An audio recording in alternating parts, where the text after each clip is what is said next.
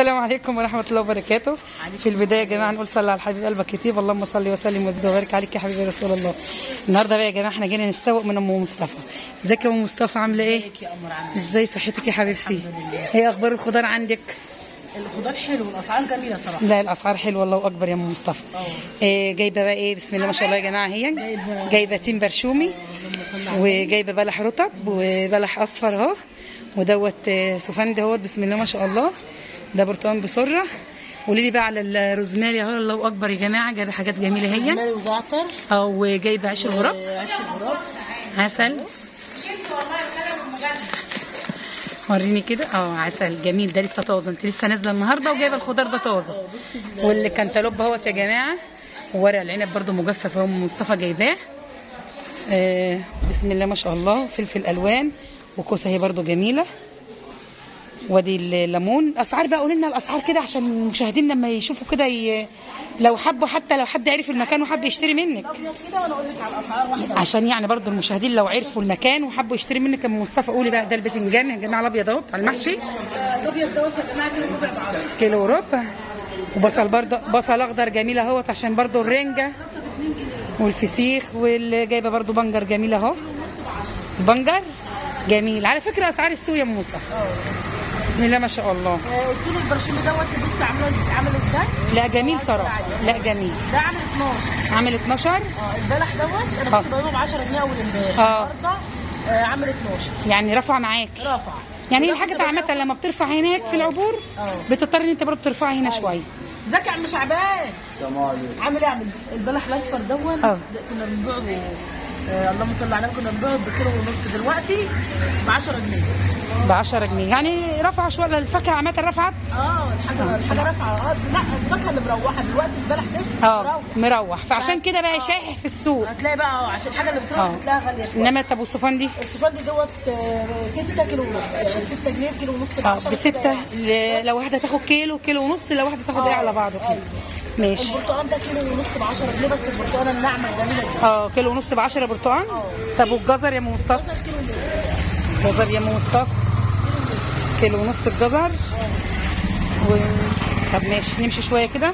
الثوم بقى. الثوم انا هقول لك السعر وانت تدفعي سكتك عشان انا بعيد عنك. انا هقول لك السعر. طب قولي لي الثوم بكام؟ ب 10 جنيه. ثوم ب 10 حلو، بس ثومه ناشفه وحلوه. لا ثوم حلو اهو يا جماعه جميل. كنتالوب بقى. الكنتالوب دوت كيلو ربع ب 10 جنيه. عرايشي ده مسكر جميل ما شاء الله. والكوسه يا ام مصطفى ب 10 جنيه. ليمون ب 10 جنيه. ب 10 جميل. طب والكابوتشايه اللي هي الخضراء؟ 6 جنيه. طب والكابوتش البنفسجي؟ اي كابوتشه ب 6 جنيه. طب كويس والله، اسعار حلوه. ده احسن من السوق كمان. عسل. فلفل رومي ودي فلفل شطه اهو. والخيار خيار كيلو ونص ب 10 يا جماعه. البتنجان العروس والرومي. طب جبتي بطاطس تحمير شيبسي بكام البطاطس؟ ب 10. حلو والله يا ام مصطفى. والسبانخ شايفه في سبانخ اهي. والسبانخ ب 10. بسله ب 16. طب والفاصوليا الخضراء؟ فاصوليا ب 15. لا 100 اهو. كل حاجه موجوده يا جماعه زي ما وريتكم كده.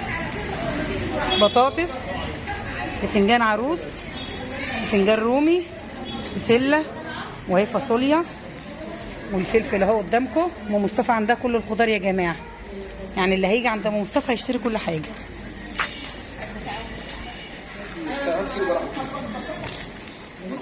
والقوطه القوطه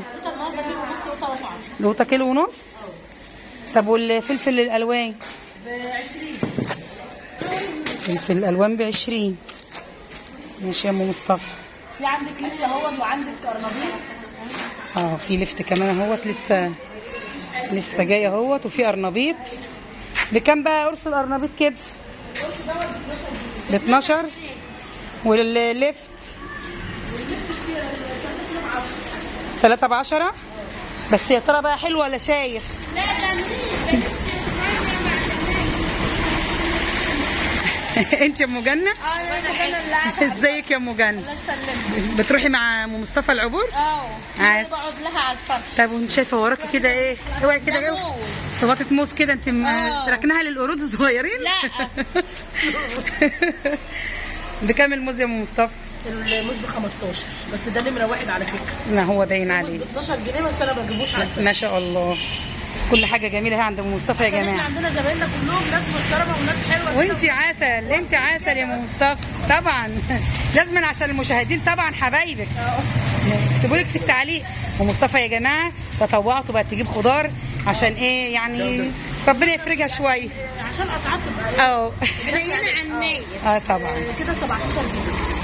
يلا لازم تتكلمي مع المشاهدين، امال ما طيب، تتكلميش. صلوا على النبي يا جماعه عليه الصلاه والسلام. اللهم صل وسلم وبارك على سيدنا خدوا الحكمه من افواه العقلاء. خدوا الحكمه يا فندم مصطفى. طبعا يا جماعه انا كنت مبطله الخضار، وطبعا مدام قمر عارفه الموضوع ده. انا فاتحه قناه زيها برضه. مطبخ بيت ام مصطفى وحياه الست المكافحه برضه. فانا كنت مبطله اليومين اللي فاتوا، وكنت عندي كان في يعني في ظروف، كان في ظروف عند ام مصطفى. كنت بعافيه شويه. كانت بعافيه. مش على الحقيقه. كانت بتروح الصعيد. بس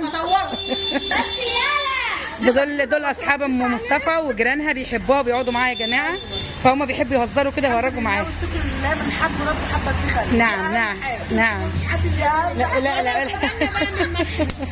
لا خلاص بقى. خلاص بنت الدابله وهتجيبك معانا. ام جنة خليها بقى تركن على جنب كده عشان نعرف نتكلم احنا. مش هحاسبها بس وهكذا. طب حاسبي يلا.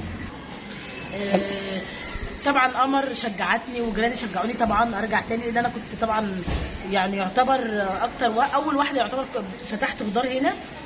وبعدين انا دايما يعني عامله مبادره ان انا بقلل شويه في الاسعار عن غيري. لا هي اسعارها فعلا يا جماعه بصراحه الاسعار كلها حلوه معاها. بالنسبه ان هي مش قاعده في السوق وقاعده قدام بيتها، فهي الاسعار كده حلوه قوي. فانا الاسعار عندي غير يعني مش زي عند حد يعني. هو دوت وعامة برضه يا ام مصطفى انت دايما تقولي بارك الله في القليل. الحمد لله والله ده رضا من عند ربنا. الحمد لله الحمد لله. على حاجه في مثل ما اكذبش خالص، المثل اللي بيقول بيع كتير واكسب قليل تكسب اكتر. نعم. ايوه يعني بارك الله في القليل برضه. مش كده، وربنا بيبارك على فكره اما تكسبي قليل وتبيعي كتير وتكسبي حب الناس اكتر. طبعا. وتكسبي رضا ربنا عليكي، ده حلو. ونعمه بالله ام مصطفى يا جماعه برضه ما فيش حد بيجي لها هنا ويعوز منها ان كان فراخ ان كان وراك ان كان. هي عامه بتبيع فراخ وبتبيع وراك وبتبيع اجنحه وكبد وقوانص ولحمه مفرومه وحاجات من دي كلها. مفيش حد يجي ياخد منها حاجه وتكسفه ابدا. لا طبعا. معاه فلوس معهوش فلوس براحتك خالص. وهي بتحس بالناس لان هي بتمر برضه بظروف صعبه، فهي بتقول ايه انا برضه يعني لازم ايه اعذر الناس عشان الاقي اللي يعذرني. فبصراحه ام مصطفى يعني هي فيها الميزه دي. فالواحد بيحس بالناس عشان احنا فيه. نعم. احنا كلنا ظروفنا ربنا الحمد لله احنا احسن من غيرنا الحمد لله والشكر لله. فاحنا جينا بقى النهارده يا جماعه، هي قالت لي تعالي يا قمر السواق من عندي، انا بسوق يوم السبت من العبور وهجيب الحاجه طازه، فرنت عليا. بالك على الجمعيه. بتنزلي بقى العبور ازاي يا ام مصطفى؟ بتاخدي يعني عربيه مخصوص ولا بتعملي ايه؟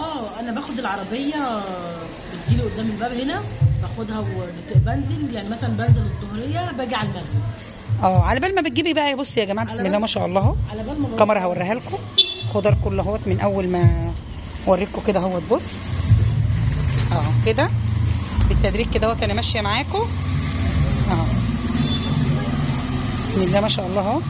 الخضار اللي هي رصاه كله اهو ام مصطفى. فبتنزل بقى على بال ما بتيجي يعني انت على بال ما بتيجي بقى يا ام مصطفى تنزلي وترصي. طبعا بقى انت بتقولي لي انا منزله على الفيس. ايوه انا بنزل على انا عندي طبعا الفيس بتاعي، بروح صفحه على الفيس بنزل بقى، بروح نشره الخضار بتاعي اللي انا جبته. يعني مثلا الحاجه اللي انا جايباها بروح نشرها على الفيس. بيقول لك منين بقى يا ام مصطفى؟ بيقول لي والله العظيم في ناس بتجيلي من الجبل الاصفر، علي صوتك يا ام مصطفى. من الجبل الاصفر ومن الخنكه ومن القلق ما شاء الله، من المجياره ومن عند مصر. بيقول لك ليه بقى يا ام مصطفى يعني من المسافات البعيده دي عشان ايه؟ يعني اللهم صل على النبي عليه الصلاه والسلام. عندي طبعا حاجه بتبقى جايه لسه حالا صبحه. طبعا سوق العبور ده بالذات انت لما بتروحي تجيبي الحاجه بتبقى جايه من غيطها على ما شاء الله. على التاجر. يعني مثلا احنا لما بنروح نجيب كنا بنروح نجيب الاول من سرياقوس.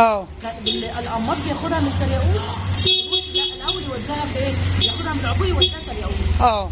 لا احنا بقى بنروح برضه نجيب زي كده، بنروح نجيب على طول من العبور على هنا على طول نفسه. اللي هو بينزل على العبور اللي احنا بنشتري منه.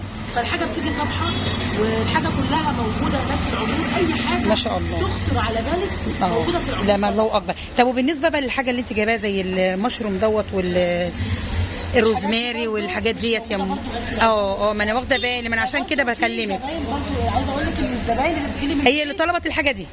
ايوه. لا انا جبت الحاجه الاول ونزلتها. فبالتالي طبعا الزبون طبعا عارف الفرق ده عليه كل حاجه. فبيتصل موجود يا مصطفى موجود يعني. فبيجوا بقى على الحاجه. بالنسبه للورق العنب برضو ماشي معاكي يا مصطفى؟ لا والله ورق العنب ده يعني الناس كتير قوي شكرت فيه. الناس برضو الاخر فيه. بتبيعي بقى البرطمان دوت عامل كام؟ ده ب 25. ده ب 25. ورقته بقى ناعمه كده وجميله يا ام مصطفى. جربتيه؟ حلوه. جربتيه عندك؟ والله العظيم جربت. كيلو كام؟ لا فتحت لك. طب وزني له الاول بعد كده نتكلم. فبتلاقي الزبون طبعا بيحب الحاجه ايه؟ طبعا. لو الاسلوب لوحده يا ام مصطفى. والاسلوب والله بيقول لك لاقيني ولا اتغدى. الله يفتح عليك. ايوه بيقول لك يعني ممكن يكون حتى يا ستي مش انا ببيع رخيص الحاجه غاليه، بس الزبون بيجي عشان اسلوبك. ايوه خاطر المعامله الطيبه وكويسه. ايوه طبعا. والله بجد. ما انا واخده بالي والله، ما انا عارفه، ما انت صاحبتي وانا عارفاك. دي حاجه بترجع لايه؟ للبياع. طبعا. وبعدين من حب رب برضه حبب في خلق يا ام مصطفى. الحمد لله حبيبتي، ربنا يرزقك يا رب ويعينك ويقويكي. دعوه حلوه من الناس بس. طبعا. كلمه واحده بس تدعي لك دعوه حلوه. طبعا. بس عايزه برضه اجي اصور معاكي كده وانت بتذبحي الفراخ وبتعملي البانيه برضه، ونوري برضه المشاهدين. طبعا انا شغل الفراخ والبانيه ده بيبقى الصبح. ببقى الله يعينك يا ام مصطفى. الله يعينك يا حبيبتي. الله يخليكي يا قمر، ربنا يصلح حالنا وحالك. اللهم امين يا حبيبتي، اللهم امين. زي ما قلت لكم اهو يا حبايبي، وريتكم الحاجه كلها عند ام مصطفى، وجيت استوقت منها. خدت منها قوطه، وخدت منها اللهم صل على النبي كوسه، وخدت منها كابوتشايه هي حطيتها في الشنطه، وهوزن برضو فلفل الوان، واللهم صل على النبي. ايمان كانت قايله لي هاتي لي كوسه وبتنجان، هنقي برضو بتنجان يا جماعه من ام مصطفى. حاجتها زي ما وريتكم كلها. طفست برضو الفراخه اهي. طب الفرخه الغلبانه اليتيمه دي مش هتدخلها عشان الساعه؟ بتدخليها جوه. ماشي. ربنا يعينك يا ام مصطفى يا رب. بقى يا جماعه يكون الفيديو عجبكم، ويا ام مصطفى كده كلامها اللي زي العسل عجبكم، والخضار بتاعها ادعوا لها كده ان ربنا يعينها ويقويها ويرزقها. يرزق كل من كان. دعوه حلوه كده ليها ولينا.